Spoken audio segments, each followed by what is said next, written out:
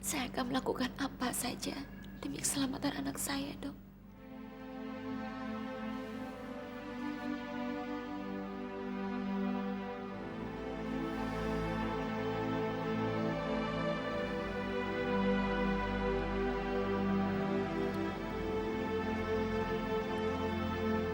Tolong ibu serahkan anak ibu kepada istri saya.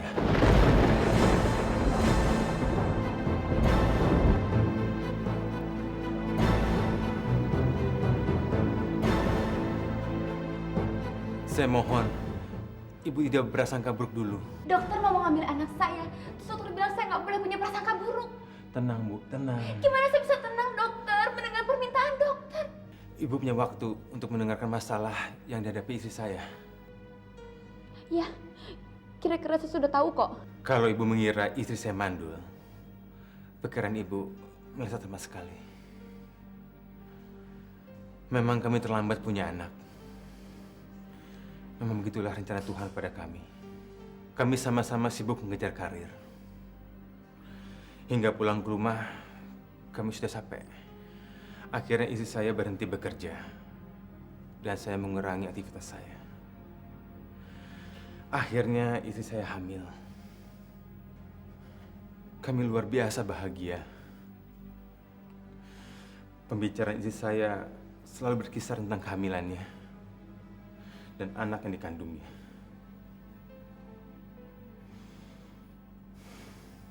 Itu kenangan yang paling manis dalam hidup saya. Tapi ternyata apa yang kami impikan belum dikabulkan Tuhan. Anak kami meninggal sesaat sebelum dilahirkan. Ujian dari Tuhan belum berhenti sampai di sana. Kehamilan kedua dan ketiga juga berakhir tragis seperti yang pertama. Keseimbangan mental istri saya mulai terganggu. Dalam kegoncangan batin itu, istri saya hamil lagi. Dia seperti hidup kembali. Hanya saja dia selalu was-was. Akhirnya anak kami lahir dengan selamat. Oh, sayangnya mama. Baik, lanjut ya. Oh, sayang mama. Udah wangi, cium. Cium. Oh, nanti Mimi cucu lagi ya, nak ya. Sus, tolong taruh di box ya, Sus. Iya. Hati-hati, Sus. Sayang.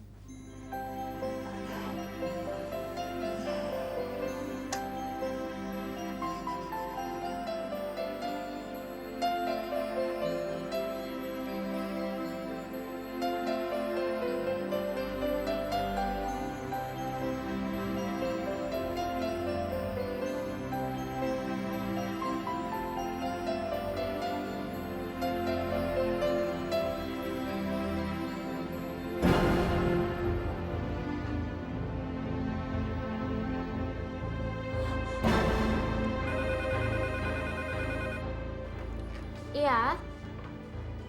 Iya, Bu. Iya, baik, Bu, baik. Kenapa sih? Anaknya dokter Adrian ada masalah. Mana suami saya? Dokter Adrian sedang melakukan operasi, Bu. Dokter Yani sedang ke sini. Putranya kenapa, Sus? Saya nggak tahu, Dok. Tadi saya lagi ngeliatin dia, tiba-tiba mukanya pucat terus badannya dingin, Dok. Boleh saya bawa, Bu? Dokter tolongin anak saya, Dok ya. Iya, iya. Saya nggak mau kehilangan anak saya lagi, Dok. Suster, coba tolong lihat dokter Adrian sudah selesai atau belum. Dok, hati-hati, Dok. Suster, tolong sembuhin anak saya, Dok.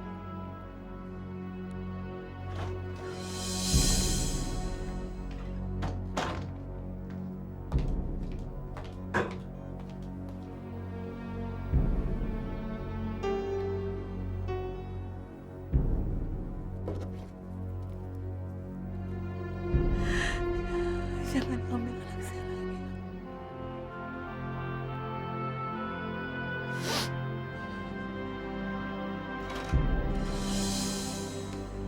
Dok, kenapa anak saya? Saya belum tahu. Dia mendadak dingin dan pucat.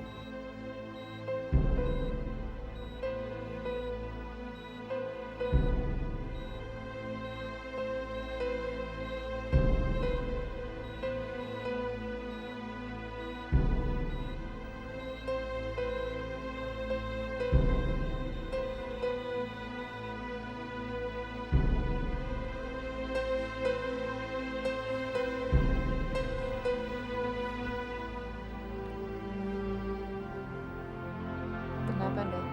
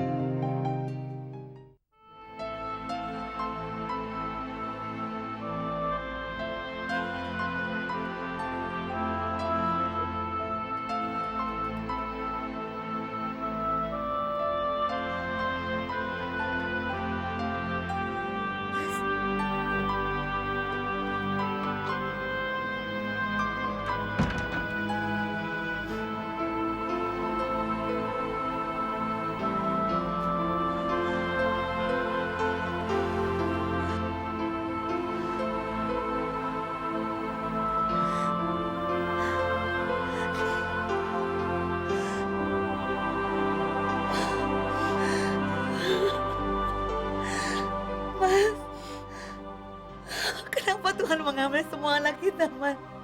Apa dosa saya, Mas? Apa salah kita? Apa dosa saya, Mas? Apa dosa saya? Apa salah saya, Mas? Kenapa saya selalu kehilangan anak saya, Mas? Ya Allah, dosa saya. Kenapa selalu anak kita, Pak?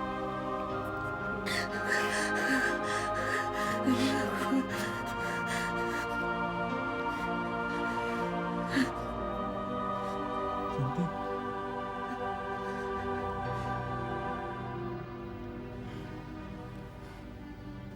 Santi. Santi. Sayang. Sayang. Santi. Sayang. Sayang. Sayang. 2 minggu kemudian dia sadar. Saya terpaksa berbohong. Saya bilang sama dia, anak kami terpaksa dibawa ke Amerika oleh dokter yang kebetulan pada hari itu berangkat. Tapi istri saya tidak memberikan reaksi. Pandangannya mendadak kosong.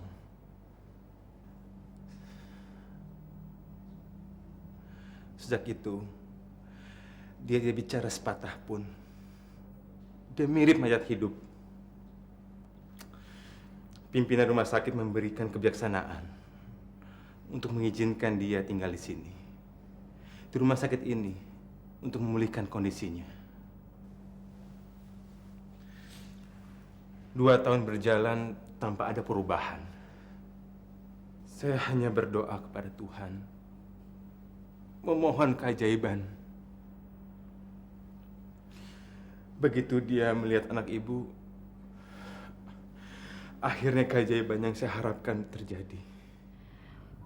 Kalau Bu Dokter sudah tahu anaknya meninggal, terus dokter membohongi dia, dan dia sudah tidak memberikan reaksi lagi, kenapa dia mesti mengira kalau anak saya anak dia, Dok?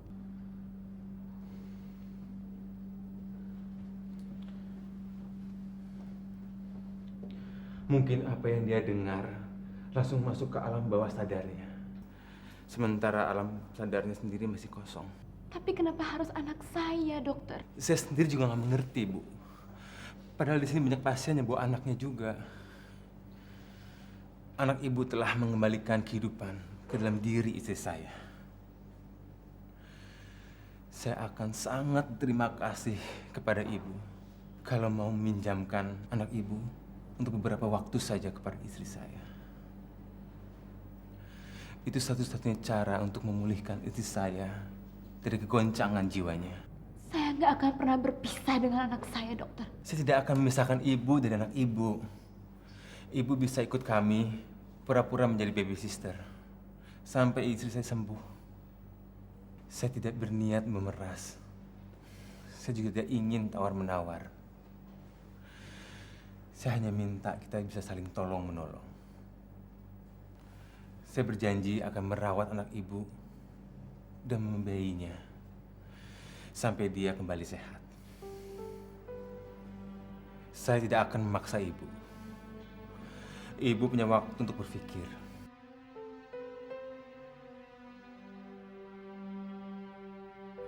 Saya memeriksa anak ibu dulu. Permisi.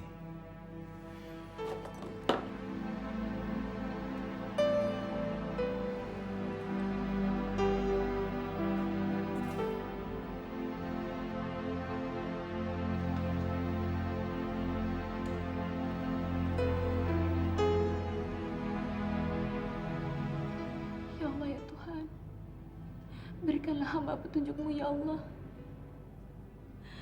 Jangan biarkan hamba bimbang, ya Allah. Kamu tidak punya pilihan lain, Indah. Untuk sekarang, hanya ini jalan keluar yang terbaik. Kamu tidak punya tempat berlindung. Kamu gak punya apa-apa. Yang kamu punya hanya Indah yang sakit dan Dandi.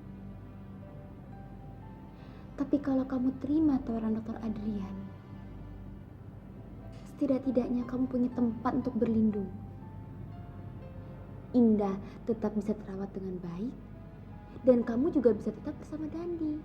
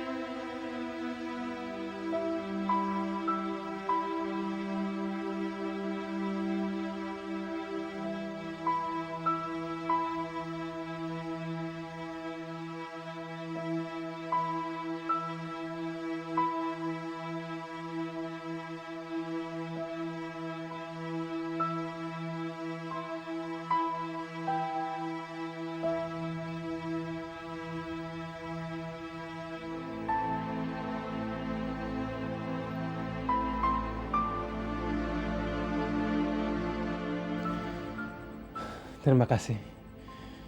Terima kasih ya Bu Indah. Sekarang kita ke kamar istri saya. Bagaimana nasib anak saya yang ini, Dok? Anak ibu ini masih di bawah pengaruh obat penenang. Untuk sementara ini kondisinya masih stabil. Suster Yati akan menjaga dan mengawasi perkembangannya. Ibu jangan khawatir. Ya.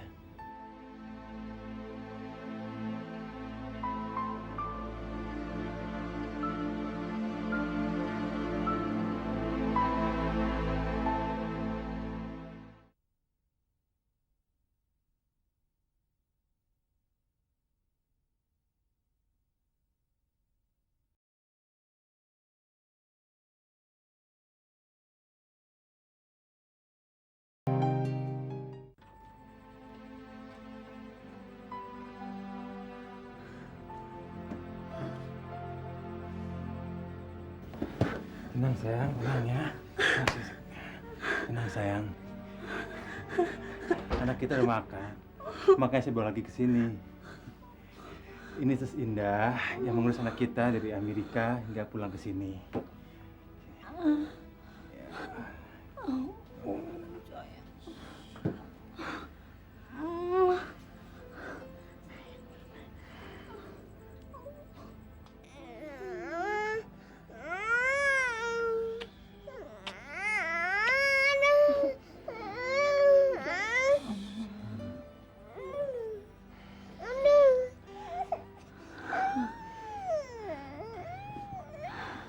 Mas, anak kita sekarang sudah kembali. Saya nggak butuh orang lain untuk ngurusin anak kita, Mas. Santi, kalau anak kita dipisahkan dengan Ibu Indah, saya mendadak. Anak kita udah sakit dan shock sayang. Soalnya anak kita udah biasa dirawat dan diasuh oleh Ibu Indah. Ya.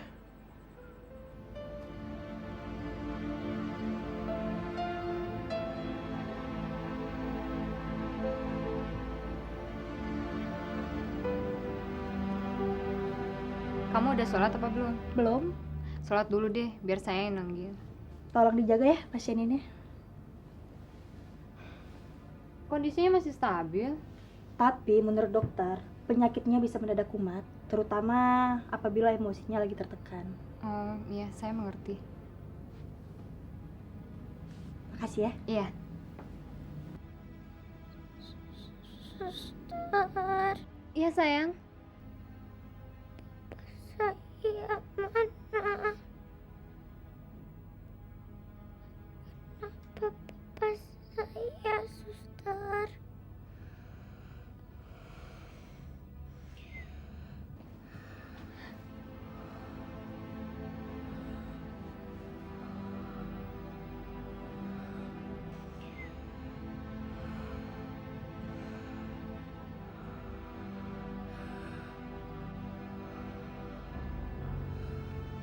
Santi, kasih ke Binda ya. Ini dia aus Santi. Ini dia aus kali. Ya, Biar saya bujuk dia, Bu. Santi ya. Kasihan tuh. Nanti kita main-main lagi ya sama mama. Iya. Ya, sama mama kita main Ya, aus, berdua ya. Ya aus kasihan ya. Kasihan. Kita sakit aja si Andinya. Ya, nggak apa-apa. Ya, Ibu Indah yang urus anak kita.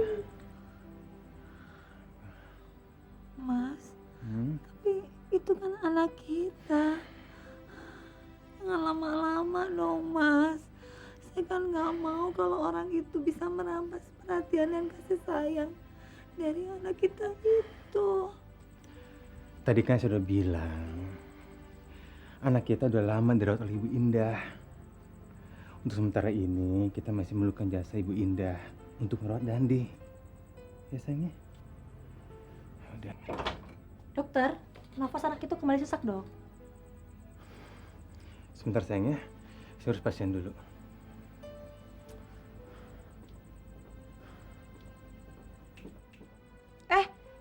Anak saya mau dibawa kemana? Sini, Bu, sini.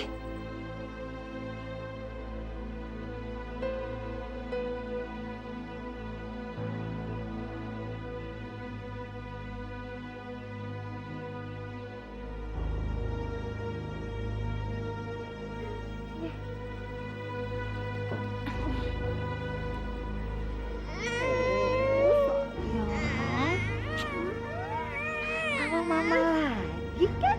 Sama mama lagi. Capek ya. Sama mama kok. Mama ceritain nanti ya.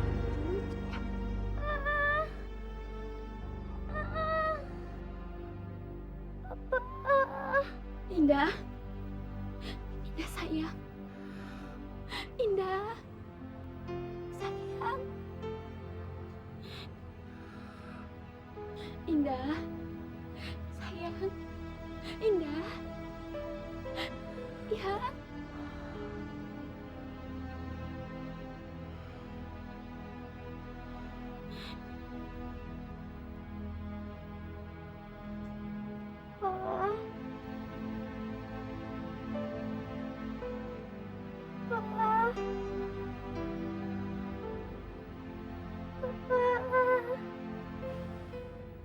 Tolong telepon papanya. Minta segera ke sini. Supaya emosi anak ini segera stabil. Pakai telepon di ruangan saya aja. Ya.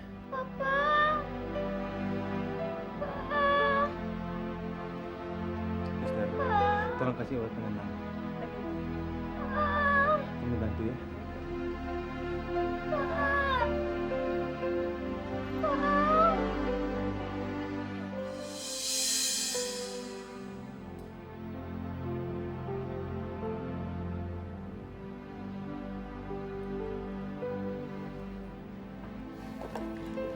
Gimana? Udah dapat kontak deh sama ibu? Papanya anak itu bukan suami saya, Dok. Dan pasien yang dokter rawat itu bukan anak kandung saya. Anak saya hanya Dandi. Kami bertiga diusir, Dok, oleh Jimmy. Papanya Indah. Tadi malam saya berusaha menemui Jimmy. Ingin memberitahukan kalau anaknya masuk rumah sakit. Tapi sama pembantu barunya saya diusir.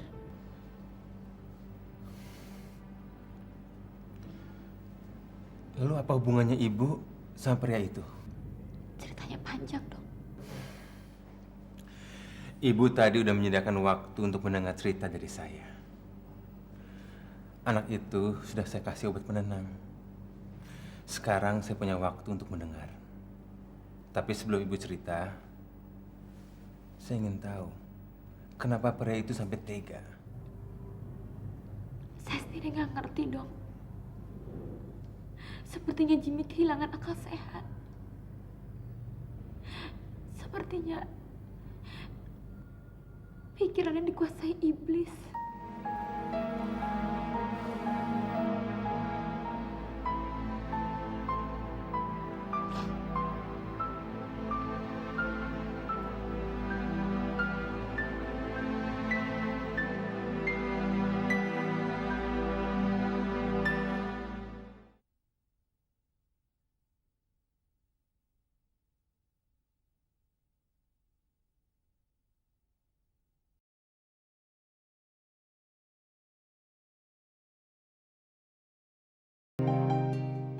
Saya nggak bisa membayangkan Ibu Indah masih bisa bertahan menghadapi semuanya dengan tabah.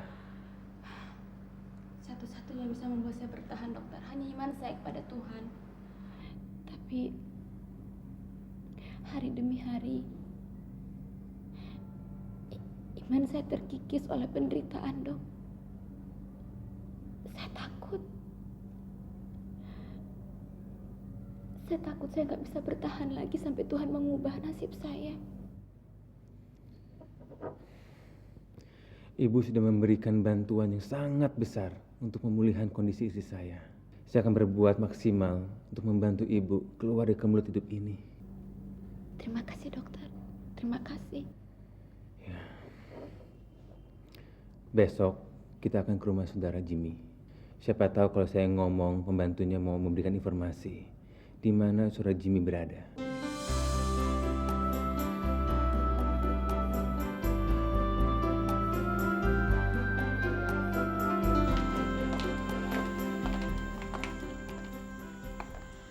Soma, bagaimana dengan perkembangannya?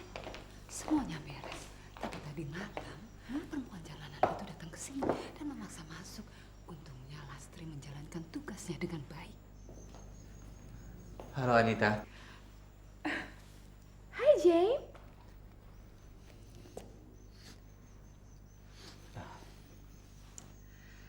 Saya gembira sekali, James. Mama sudah bilang semuanya sama saya.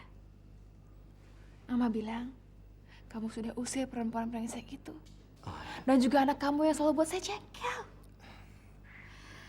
Dan sekarang, tidak ada orang yang bisa menghalangi hubungan kita ya, Jim.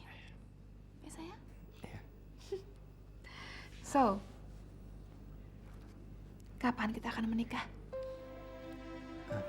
Terserah kamu.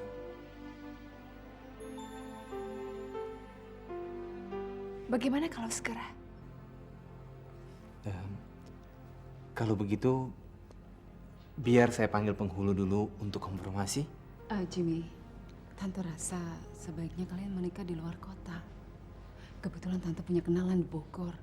Tanpa sepengetahuan kalian, Tante udah siapin semuanya. Saya serahkan semuanya sama Tante. Bagus, kalau begitu bagus sekali. Kalau begitu sebentar Tante. Saya minta Lasri untuk menyiapkan minuman buat Tante sama Anita.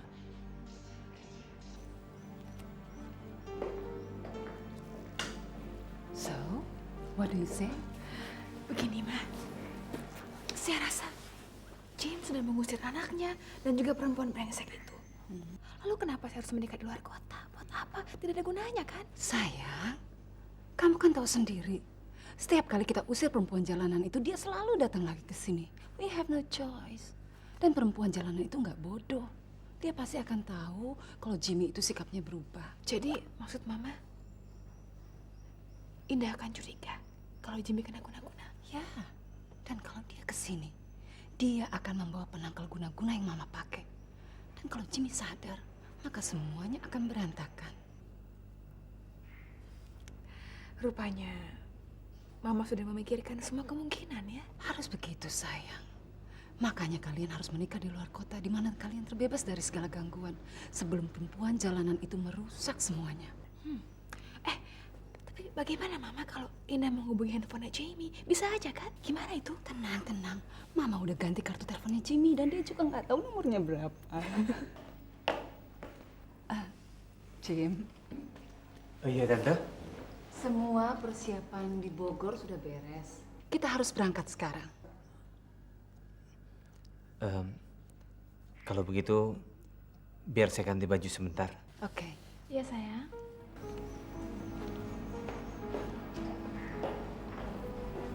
Sayang, begitu kalian berdua menikah, maka semua kegagalan kita di masa lalu nggak akan ada artinya sama sekali. Saya bahagia sekali, Mama. Terima kasih. Saya akan gembok pintu ini dari luar ya, supaya kelihatannya nggak ada orang yang tinggal di sini. Tapi kalau kamu ada keperluan mendadak, kamu minta aja tolong sama orang yang lewat untuk bukakan pintunya dari luar dengan kunci serep ya. Kamu jangan macam-macam ya. Ingat ya. Oke, bantu saya tutup pintunya.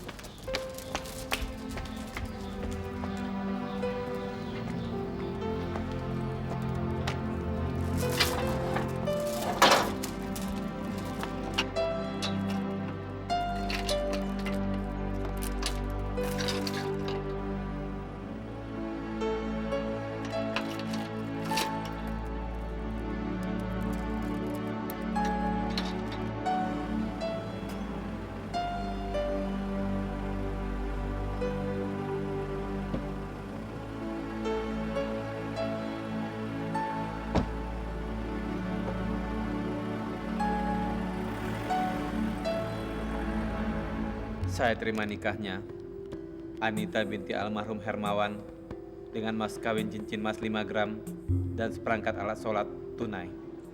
Bagaimana, Bapak-bapak? Sah? Sah. Sah. Tolong ditandatangani Mas Jimmy.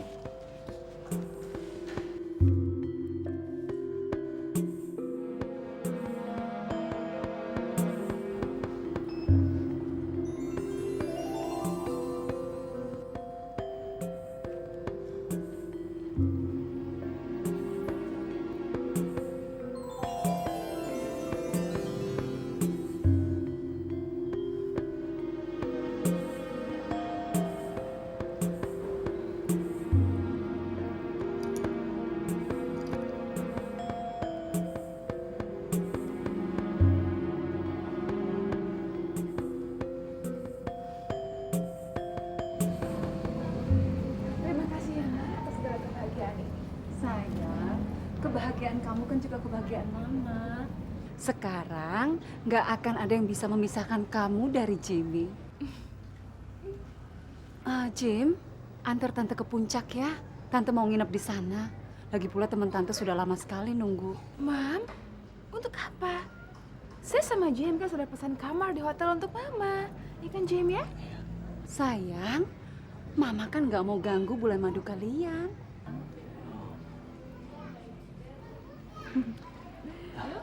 Iya, Tante. Ayo, Jim.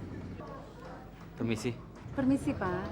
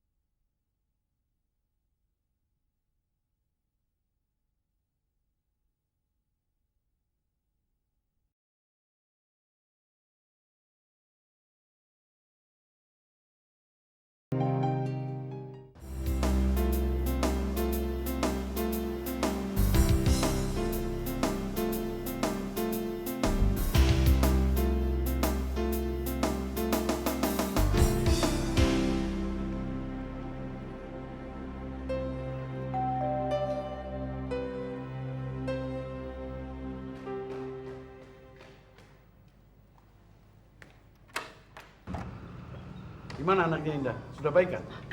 Mas Harun, kok nggak telepon dulu? Kenapa? Indah bawa lagi anaknya ke dokter, Mas. Kita susul, San. Jangan-jangan dia nggak kasih tahu di mana alamatnya. Ah, kamu. Kamu nggak bilang sama dia kemarin saya kesini mau bicara sama dia? Iya, saya... Lalu, sekarang kamu biarkan dia pergi membawa anaknya tanpa kamu tanya di mana alamat dokternya? Saya lupa, Mas. Lupa? Cuma itu yang bisa kamu bilang? Maafkan saya, Mas. Maaf? Saya merasa kamu permainkan dan saya harus memberi maaf. Hei, Retno, ingat baik-baik. Kamu cuma menumpang di sini. Begitu kesabaran saya habis, kamu akan saya usir dari sini. Jangan, Mas. Jangan. Kalau Mas Harun ngusir saya mau tinggal di mana? Dan saya akan jadi gelandangan, Mas. Itu bukan urusan saya. Sumpah, Mas. Sumpah. Begitu saya lihat Dandi makin sakit parah, saya jadi ikut panik, Mas. Dan saya jadi lupa. Saya nggak tanya dia bawa anaknya ke dokter mana. Dandi itu kan cucu kamu. Kalau memang dia sakit berat, kenapa kamu tidak ikut Indah ke dokter? Tadinya memang saya mau ikut ke dokter, Mas. Tapi Indah melarang saya. Dia minta saya nunggu di rumah. Barangkali Mas Kadir pulang, Mas. Di sini kan nggak ada pembantu. Kalau saya tinggal, bagaimana rumah ini? Rumah ini kan jadi kosong, Mas. Hei, sekarang saya masih mencoba untuk percaya omongan kamu. Tapi begitu terbukti kamu mempermainkan saya, jangan kira saya tidak tega untuk membiarkan kamu menjadi gelandangan. Mas!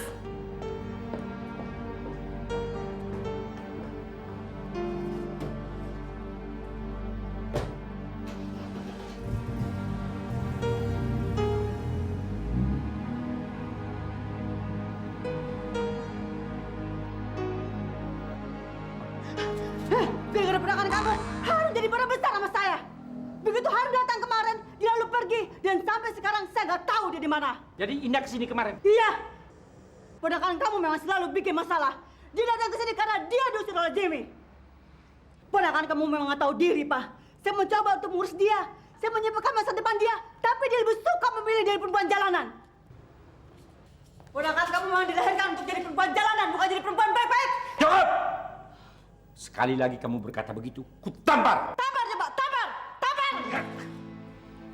Diam! Perempuan keparat! Diam! Tampar!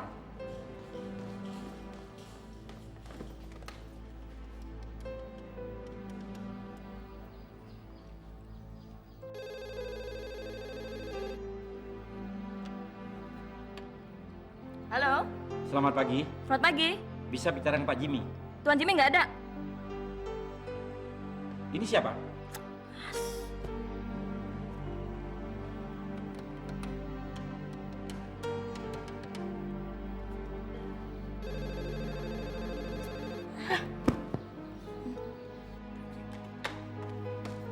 Pak! Pak mau kemana, Pak? Pak! Mau kemana, Pak? Pak!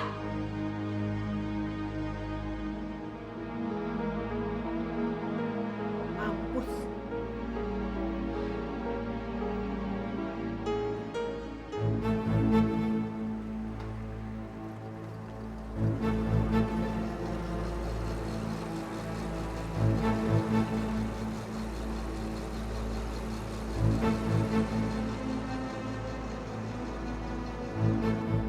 Assalamualaikum.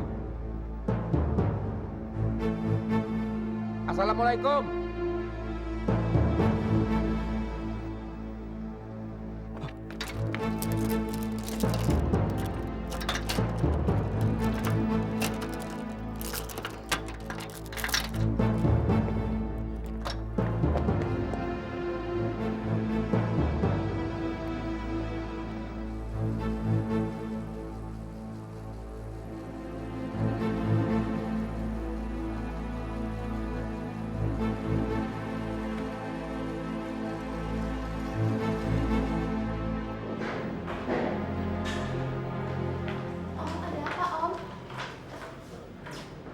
Indah diusir dari rumah Jimmy.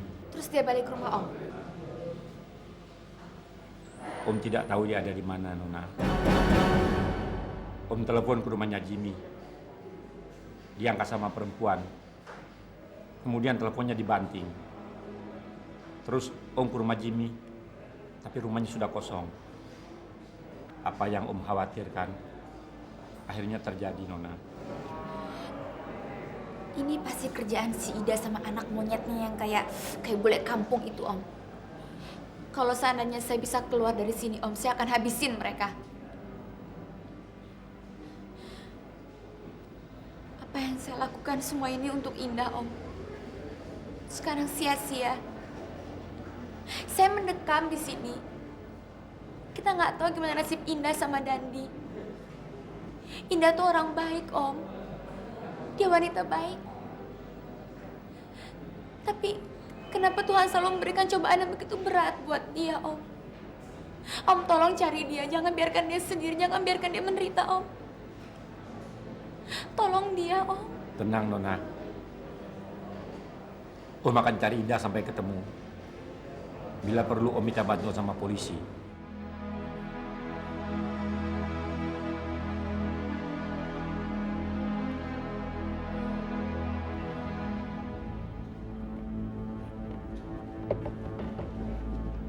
Malam, Pak. Selamat malam, Pak. Ada yang bisa dibantu, Pak? Kami mencari seseorang yang kawin lari kemari. Mereka dari Jakarta. Oke, sebentar, Pak. Dicek dulu, Pak, ya. Ada, Pak. Mereka kemarin kemari. Kamarnya di Continental Floor, lantai 9, Pak. Terima kasih, Pak.